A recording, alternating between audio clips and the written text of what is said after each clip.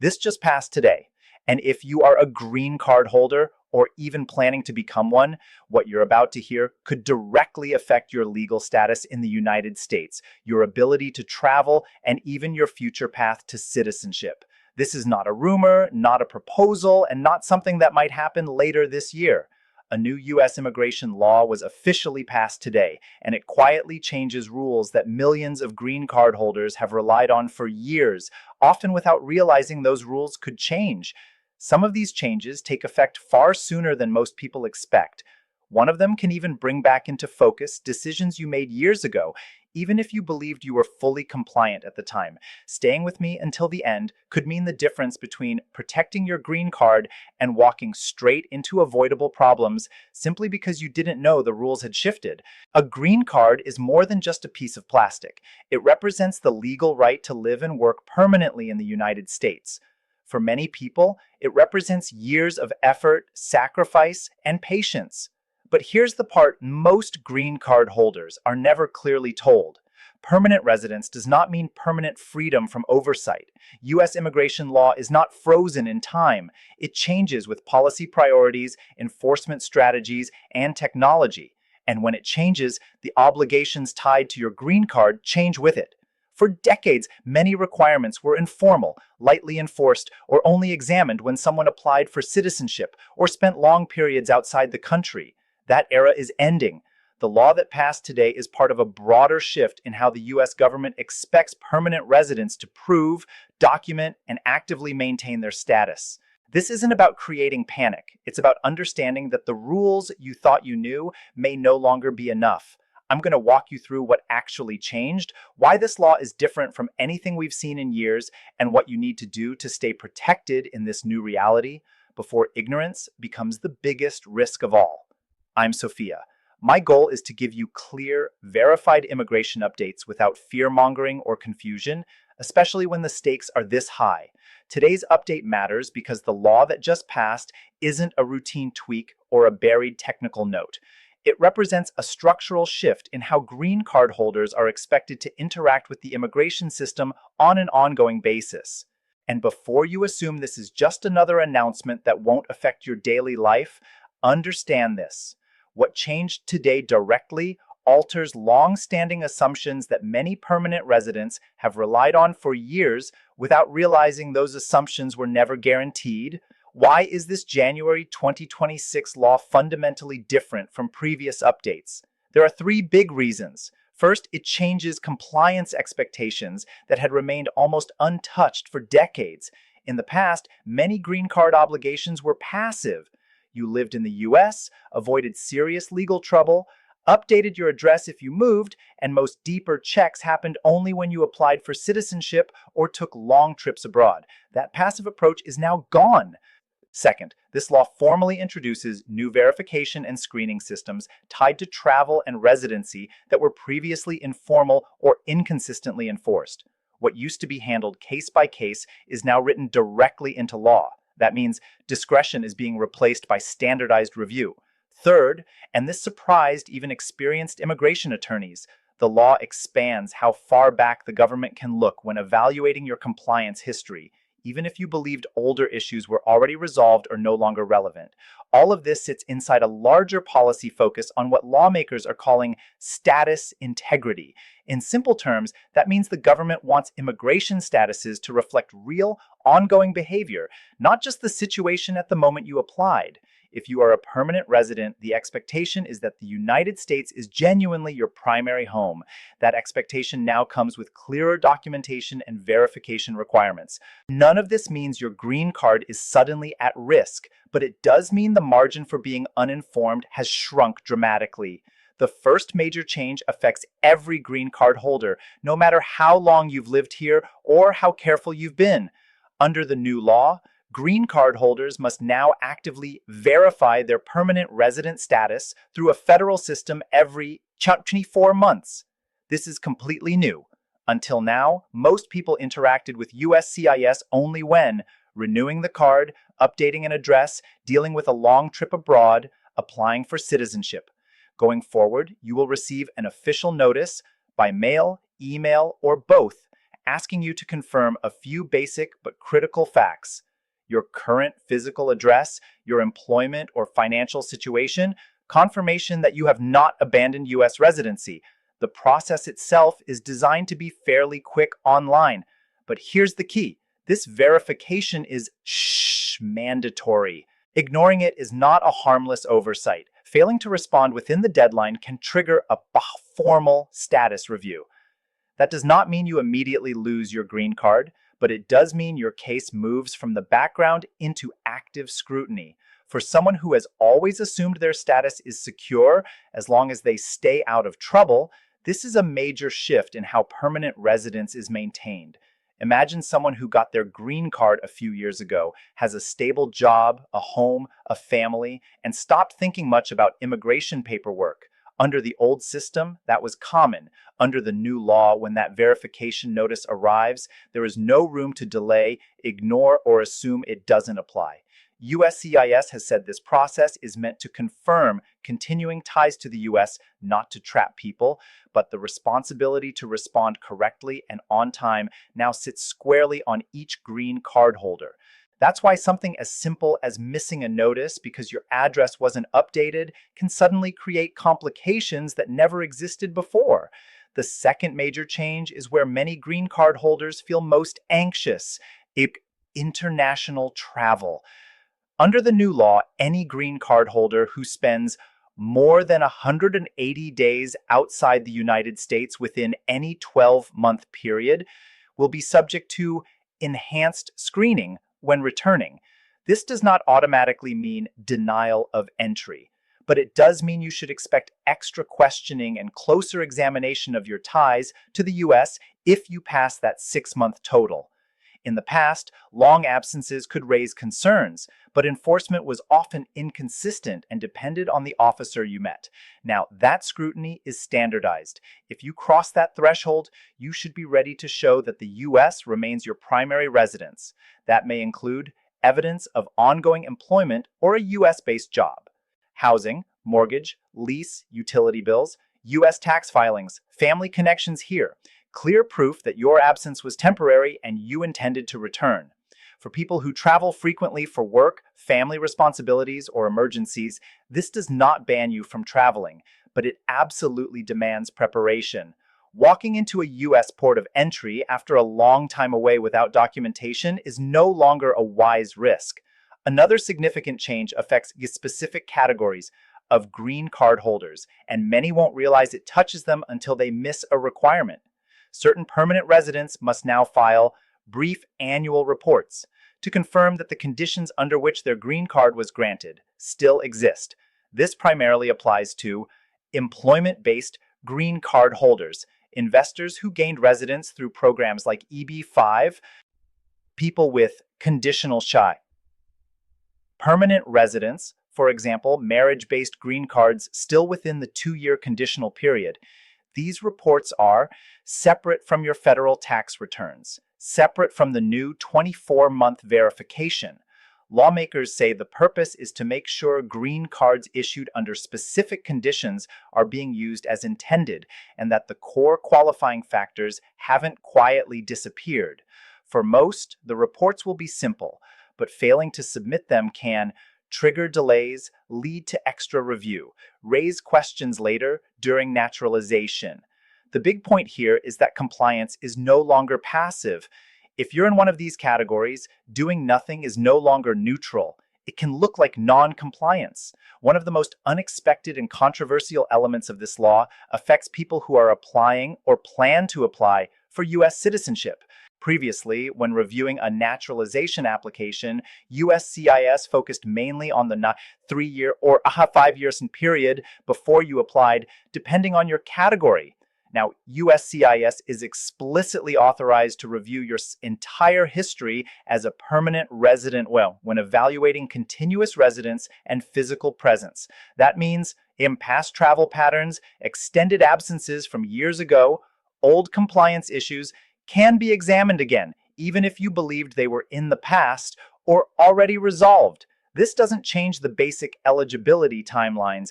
You still generally need 5 years of permanent residence, or 3 in certain marriage cases, sufficient physical presence, and continuous residence. But the scrutiny of your case now reaches further back, especially for people with complex histories or lots of travel. If you got your green card 8 or 10 years ago and are only now filing for citizenship, this can feel unsettling. Choices you made early on, especially around lengthy or frequent trips abroad, may now get more attention. Immigration attorneys have flagged this as one of the reasons this law is so significant. It raises the bar on documentation and consistency across your entire green card timeline. So, why are people calling this shocking? Not because the law immediately strips anyone of their green card, not because it unleashes mass removals. The shock comes from how quietly and quickly it reshapes long-standing expectations. First, there was little public warning. This bill moved through Congress with minimal mainstream coverage. Many green card holders are learning about these requirements only now that they're already law. Second, it's retroactive. In terms of review, decisions and travel from years past, made under different assumptions, can now be reevaluated. Third, it adds real administrative weight. Mandatory 24-month verification, extra scrutiny for certain travel thresholds, annual reports for some categories, expanded review for citizenship. None of this is unmanageable, but it does require a level of organization and awareness that many permanent residents were never told they'd need. At the same time, it's important to separate fear from facts. A few key clarifications. Traveling abroad does not automatically put your green card at risk. What changes is how long absences are treated and what proof you may be asked to show. Missing a 24-month verification deadline does not instantly cancel your status. It triggers notices and a review process. USCIS has said there will be multiple chances to fix issues. This law does not target specific nationalities. It applies uniformly to all green card holders, regardless of country of origin. The real shift is toward key accountability. If you live in the US, maintain real ties here, pay taxes, and treat your green card as a serious responsibility. This law is not designed to punish you. The primary risk comes from not knowing. What's now required? Immigration attorneys and policy experts started reacting as soon as the text became final. One senior attorney at a large firm said this is the most significant change to green card holder obligations in over a decade. Not because it removes rights, but because it codifies expectations that used to be informal. The core advice from legal professionals has been consistent. Document everything. Maintain clear, provable ties to the United States. Don't rely on old rules of thumb from years ago. Policy analysts point out that this change actually brings the U.S. closer to how other countries operate. In Canada, Australia, and much of Europe, permanent residents already have more structured, ongoing verification and clear expectations for physical presence. Advocacy groups are raising valid concerns about elderly residents, people with limited English, those with poor internet access. In response, federal agencies have said that the goal is compliance, not punishment. They've indicated the 24-month verification system will roll out in phases over several months. Instructions will be sent to each green card holder at their address on file. Support will include multilingual materials and phone assistance. There will be a grace period in the first cycle to help people adjust. Officials have emphasized they are not trying to catch people on technicalities. They say what they want is active participation, good faith effort. Basic, consistent engagement with the process. Immigration law professors are also making a key point. This law does not change the core nature of permanent residence.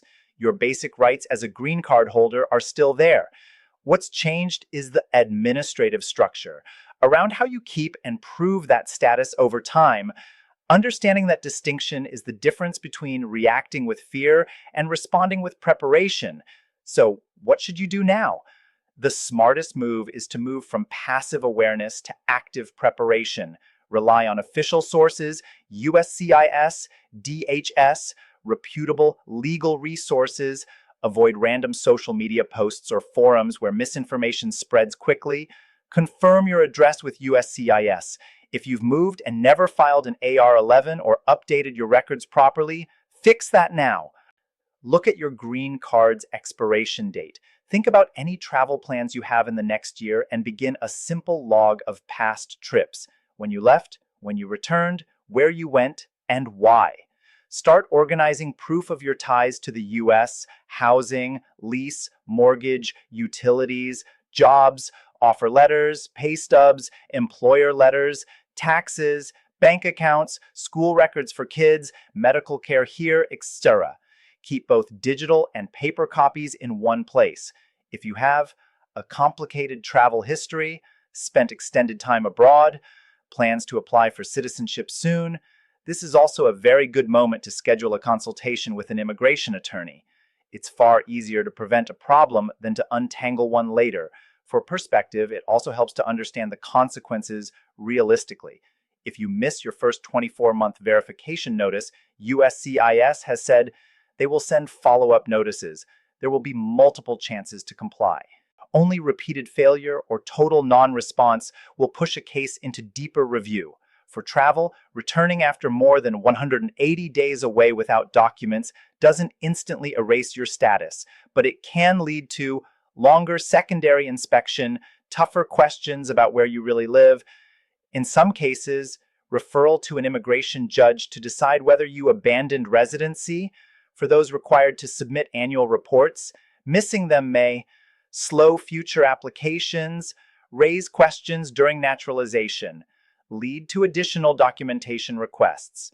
Later, the pattern is clear. One mistake, corrected quickly, is usually survivable. Long-term neglect or ignoring responsibilities is where serious problems begin. This law isn't built to punish those who are genuinely trying to comply. It's built to push out those who treat the status as something they don't have to think about at all. Stepping back, this law fits into a bigger arc. For years, there's been pressure to modernize immigration management, not always by changing who qualifies, but by updating how statuses are monitored and verified. The old system leaned heavily on paper, slow manual review, and long periods of silence. It also allowed some people to hold green cards on paper while really living somewhere else. At the same time, naturalization applications have surged, adding to backlogs and forcing USCIS to find more efficient ways to confirm key eligibility requirements. With better technology, the government now has the tools to move from occasional, manual checks to more regular, digital ones. This law is the result of that. It's not the first time immigration rules tightened. Similar shifts happened after 9/11 in the 1990s and much further back. Each generation adds another layer of structure and accountability. Looking ahead, this law is more likely the foundation and for how permanent residence will be managed going forward, not the final word. For green card holders, the core message is permanent residence still gives you stability and opportunity, but it now also clearly expects active maintenance, not just physical presence. More digital systems, more standardized points where you're asked to check in, more emphasis on documentation. That doesn't mean your future here is fragile. It means the system wants clarity it can verify. The informal era, where no news felt like reassurance, is ending. The new era rewards staying informed, staying organized, and responding when asked. So, to bring it all together, as of January 23, 2026, a new U.S. immigration law has passed that changes how green card holders are expected to maintain and prove their status. The key changes are mandatory verification every 24 months, stricter scrutiny for extended travel outside the U.S., new annual reporting for certain categories, especially employment-based, investors, and conditional residents, broader review of your entire green card history when applying for citizenship. These are structural shifts, not minor tweaks. They move permanent residents from a mostly passive status into one that requires ongoing awareness and responsibility. But this law is not designed to target people who truly live in the United States. Treat it as home and take their obligations seriously. If you work here, pay taxes here, keep real ties, and respond when asked, you are not the intended target. What you should feel now is not panic, but awareness. Awareness that the rules have evolved. Staying informed and organized is now part of protecting your future. Ignoring these changes creates more risk than the changes themselves. Millions of green card holders will successfully adapt, not because they're perfect, but because they stay informed, respond on time, and treat their status like the serious responsibility it is. You can absolutely be one of them. If this helped you understand what just passed and why it matters, share it with anyone you know who has a green card. Right now, ignorance is the biggest vulnerability. If you have questions or specific concerns, leave them in the comments. I'll keep breaking down new implementation details as USCIS and DHS release them. Your green card represents opportunity, stability, and a future in the United States. Protecting it doesn't require perfection. It requires awareness, preparation, and action. Stay informed, stay compliant, and stay protected.